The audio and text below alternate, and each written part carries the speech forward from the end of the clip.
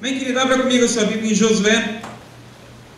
Eu costumo falar sempre, quem me conhece já me ouviu falar algumas vezes. Depois que eu falo que eu vou ser breve, mas hoje eu não vou falar. Eu digo que eu aprendi que quando o homem se cala, Deus fala. E hoje eu quero acrescentar algo mais. Deus hoje ele falou muito comigo que em algumas situações Ele age no nosso silêncio. Quando nós aprendemos a nos silenciar, quando nós aprendemos a parar de reclamar, a parar de insistir com o nosso Deus para que Ele faça a nossa vontade, Ele age em nossa vida. E nós vamos ler dois textos. Primeiro, esse texto de Josué. Eu quero pedir a você que, quando nós lemos o segundo texto, que você deixe esse primeiro texto marcado, que nós vamos voltar nele, vamos meditar nele. Então abra comigo Josué capítulo 6. Vamos ler apenas o versículo 10 do capítulo 6, que diz assim. Amém? Amém.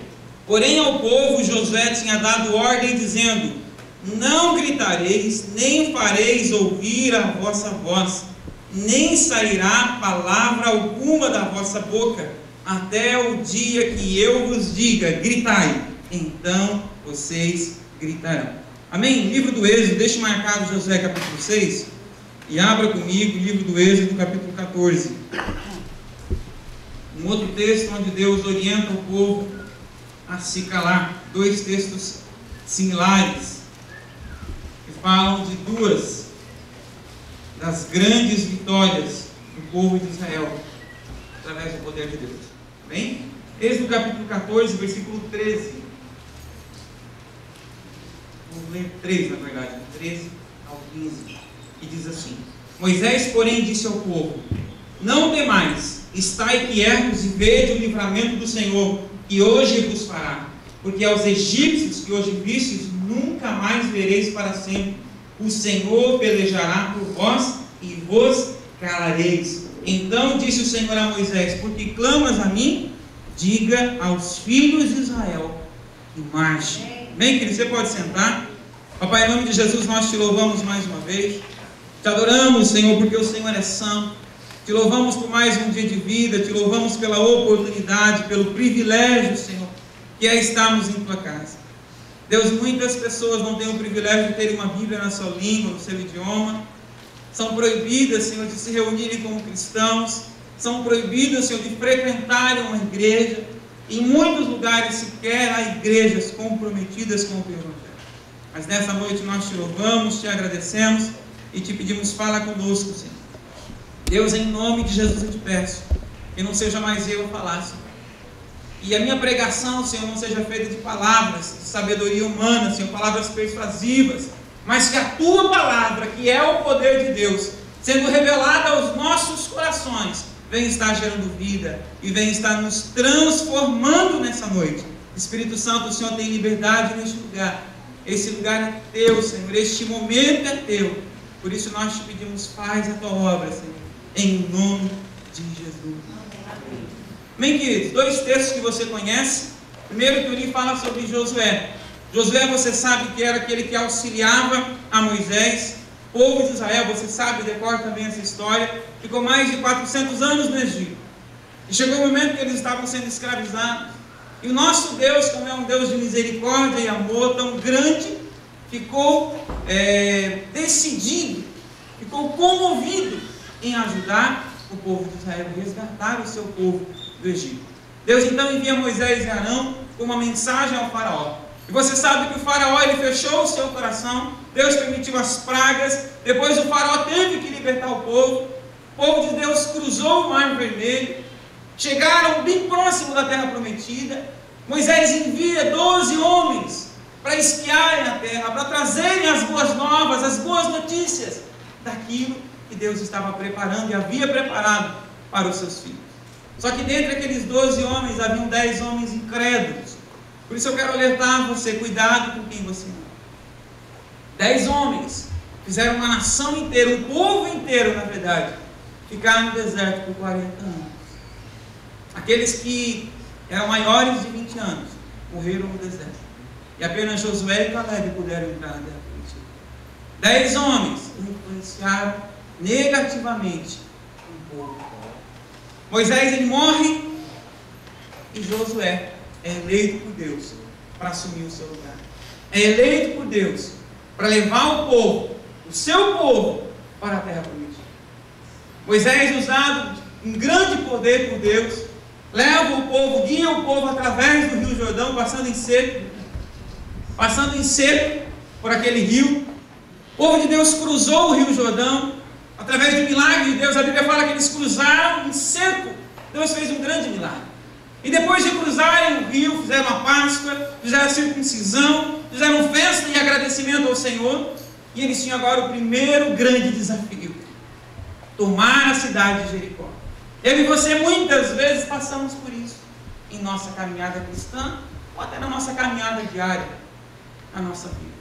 Como família, como esposo e esposa, como pastores, como ovelhas, nós temos que fazer conquistas, nós temos que alcançar o êxito em algumas áreas da nossa vida. E era isso que faltava ao povo de Israel: conquistar aquela primeira cidade. Conquistando a cidade de Jericó, que era uma cidade pequena, mas importante, eles mostrariam às outras nações, às outras cidades, aos outros povos, que estavam servindo a um Deus poderoso. Serviria como um testemunho. Quando como alguém vem aqui contar um grande testemunho, a nossa fé, ela recebe uma energia, uma carga nova de energia. E nós saímos daqui adorando o Senhor, porque Deus fez um milagre na vida de uma pessoa. E nós sabemos, se Deus fez na vida dela, Deus pode fazer na vida. Deus queria dar ao povo de Israel um grande testemunho. E quando nós olhamos para isso, para esse desafio, eu começo a pensar que Deus poderia ter feito através de outras formas.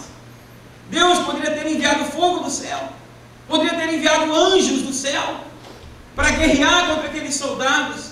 O povo de Israel havia vivido no deserto, é um povo que nunca teve o costume ou habilidade para fazer armas de guerra. Eles precisavam tomar aquela cidade, mas Deus não mandou fogo, Deus não mandou anjos, Deus deu ordens ao povo. Eu aprendo aqui que muitas vezes eu e você é que temos que conquistar. Nós oramos, nós clamamos, nós dizemos: Deus, faz um milagre. E tem coisas que Deus já determinou, já nos capacitou, já abriu a porta. Nós só temos que fazer aquilo que Deus determinou. Deus deu uma ordem um pouco estranha ou diferente ao povo de Israel. Ao invés de lutar, eles deveriam marchar. Durante 7 dias, 6 dias eles marchariam uma vez ao redor da cidade. 7 sacerdotes levando chifres de carneiro, instrumentos usados para adoração e para convocar o povo para a guerra. A arca da aliança, a arca do Senhor, onde a presença do Senhor estava, e depois o povo caminhou. Eu aprendo aí que quando nós vamos caminhar para alcançar algum objetivo em nossas vidas, nós temos que adorar o Senhor, nós temos que levar a presença dEle. Hoje eu e você somos a arca do Senhor. Deus não habita mais num instrumento, num pedaço de madeira coberto de ouro, revestido de ouro por dentro e por fora. Deus habita hoje, a sua presença habita em homens e mulheres, jovens e crianças, de carne e osso, mas revestidos pelo poder do Senhor, por dentro e por fora. Nós precisamos levar a presença do Senhor. Nós precisamos ter perseverança, porque eles tiveram que ter perseverança. 7 dias. Ouvindo a zombaria dos outros soldados que estavam em cima dos muros, com certeza. 7 dias. Cansativo. Só que o que mais me intrigou não foi o fato da caminhada, nós já conhecemos esse texto da marcha, mas o que mais me intrigou é que Deus os mandou ficar em silêncio. Nós lemos aqui que Josué disse: olha, vocês não vão falar nada, nenhuma palavra vai sair da boca de vocês, vocês têm que marchar em silêncio. Eu fiquei pensando por que Deus deu essa ordem. E eu cheguei à conclusão que foi que, para que não houvesse murmuração, não houvesse reclamação, não houvesse contenda, foi para que os homens de Israel não respondessem à zombaria dos inimigos, que com certeza estavam rindo. Estavam dizendo: esse povo ficou muito tempo no deserto, pegou muito sol, ao invés de lutar, estão dando voltas ao redor da cidade. O que esses sacerdotes estão fazendo com esses chifres, com essas cornetas? O que eles estão fazendo com essa arca? Será que o Deus deles vai ajudá-los agora? Com certeza ouviram muita zombaria, e Deus os mandou ficar em silêncio. A ordem era marchar e não falar nada durante 7 dias. Quantas vezes, queridos, eu e você Temos algo para fazer em nossas vidas. E nós ficamos com língua. Tiago já nos adverte a respeito da língua. Eu gosto muito de Tiago. A carta dele é pequena, mas ele fala coisas tão importantes. Tem que ler também a epístola de Tiago. Ele compara a língua do homem ao leme de um navio. Porque ele diz que o leme, sendo pequeno, ele pode dirigir o navio. A pessoa que conduz o leme, ela decide para onde o navio vai.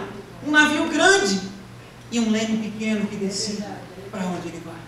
E ele diz que assim é com a nossa língua. E fala do homem que não governa a sua língua, fala sobre fluir coisas boas ou não, bênçãos ou maldição, muitas coisas. Mas eu quero me prender essa questão do navio. Nós vimos agora um naufrágio lá na Itália, um comandante, um grande navio, Costa Concórdia, que naufragou. Muitas pessoas morreram, algumas ainda estão desaparecidas, porque ele bateu numa rocha. Se a nossa língua é como o leme de um navio, ela pode nos conduzir para as rochas ou para o porto. Aprendamos a controlar a nossa língua. Eu creio que essa foi uma das razões que Deus determinou a Josué que o povo não deveria. Muitas vezes nós murmuramos. Você imagina se Josué não desse essa ordem? Você imagina só, milhares de pessoas caminhando no deserto, dando volta ao redor da cidade. Quantos não se levantariam contra Deus e contra Josué? 10 homens incrédulos falaram demais e levaram o povo para o deserto para morrer durante 40 anos. Eu quero abrir um parênteses aqui, porque eu tenho pensado que existem 2 desertos na nossa caminhada.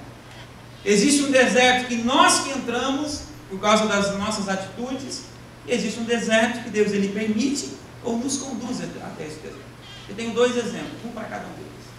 O primeiro deserto, aquele que nós nos dirigimos por causa das nossas atitudes ou escolhas, é esse deserto que o povo de Israel foi depois de desobedecer a Deus e duvidar.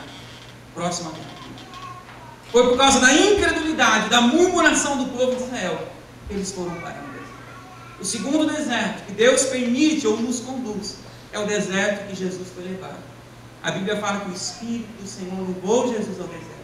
Lá ele foi provado, mas lá ele foi aprovado e o mesmo Espírito tirou ele.